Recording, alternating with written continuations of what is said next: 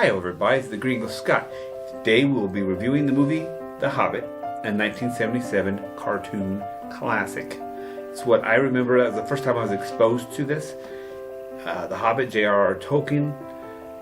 And at the end of this video I have the other J.R.R. Tolkien movies, some of them at the end, so feel free to check that out. I'll post the playlist for you guys to check out as well. Don't forget to look at that. But without further ado, we're going to be looking at the 1977 cartoon version of The Hobbit. Dive. This movie is about the Hobbit from the Shire, who has been asked by Gandalf, a powerful wizard, to go on an adventure. It all starts off with, dude, what are you doing? You're blocking the B-roll. Please get off my B-roll. Oh, the way you describe the situation is not true. Quite not true at all, I'll have you know. Oh, really, dude? Were you not called to adventure? Because he said, it's a call to adventure, so yeah, you were called to adventure. Yes, I was called, but it wasn't just for me to go on an adventure. That wizard Gandalf. Let me tell you my version of the story. It's going to have a little bit of spoilers, so if you don't like that, you can just leave. But don't leave, stay.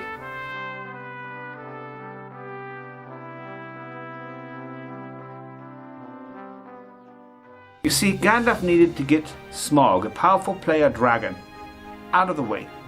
He needed to gain allies in the dwarves, humans, and the wood elves. He needed to move the chess pieces around the board for some type of long game. He used the dwarves' pride and overall greed to make things happen. He needed me because he knew I would play my part as well. That wizard loves to play like he does not know what is going to happen, but I assure you, him and other high-level beings who are playing a chess game behind the scenes with all of our lives, sure as heck no. He knew that I would find the weak point in Smaug's armor, and he knew all the other stuff as well. We clearly are completely incompetent without him. I mean, look at all the times we were caught while doing this mission. Then the wizard would simply come in and save us instantly. Then he only left when it was time for me to find that ring. The ring that made me have a great advantage. And then I was the one that was saving everybody. And then he appeared again when I couldn't do anything again. I feel like we were just proxies of some sort. Larger war that we have no clue of. And for some legal reason or treaties, Gandalf cannot directly affect things. I mean, these dwarves are pathetic and are more like Disney's 7 dwarves than any real dwarves like these. Look at what they do when they're in trouble. Watch us run, will you? No, Sir Gringo. Gandalf made it all happen. To what end, I do not know. I only hope it is for the best of us all. Oh wow, dude, Mr. Baggins, that does make sense. Well, I'm glad you said it straight. So, in other words, it was the dwarves who needed a thief to steal some of their stolen treasure back from that powerful dragon. Gandalf decided that Smaug was in his way, so he set up a situation in which the dragon would be taken care of. And he technically did not even touch him. According to the humans, the dragon never bothered anyone and had not done so for an exceptionally long period of time. He just lay with the stolen treasure of those dwarves, those greedy little dwarves, and left everyone alone. He was content with his treasure. Interesting, sir. Interesting indeed. What's the lesson we can learn from this one? The big thing would be greed and pride. Greed and pride, that is definitely exploited to the extreme here. Being greedy and being prideful, a super intelligent being like Gandalf can control you. Because he uses that to literally control those dwarves, Thorin and his men, like puppets. Totally like puppets. Makes him do what he wants. The lesson to learn, I'd say, was that greed, you need to check your greed, son.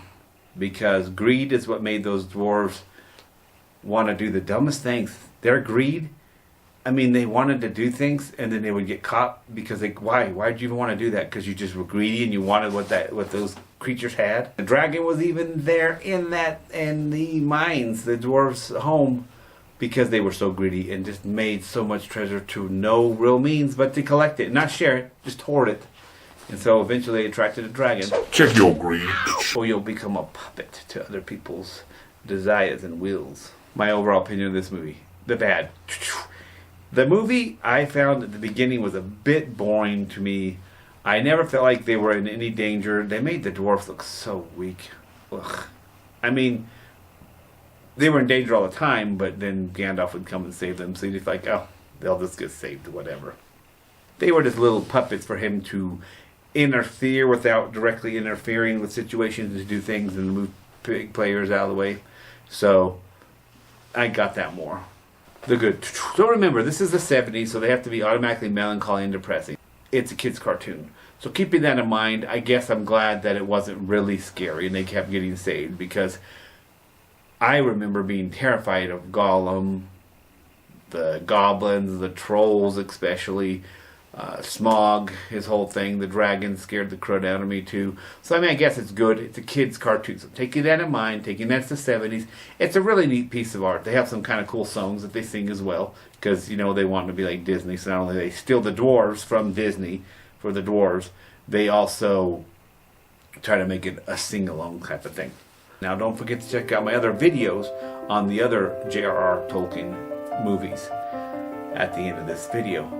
However, on a scale of 1 to 10, I give The Hobbit 1977 cartoon a 6.5 out of 10. 6.5 out of 10. Yeah.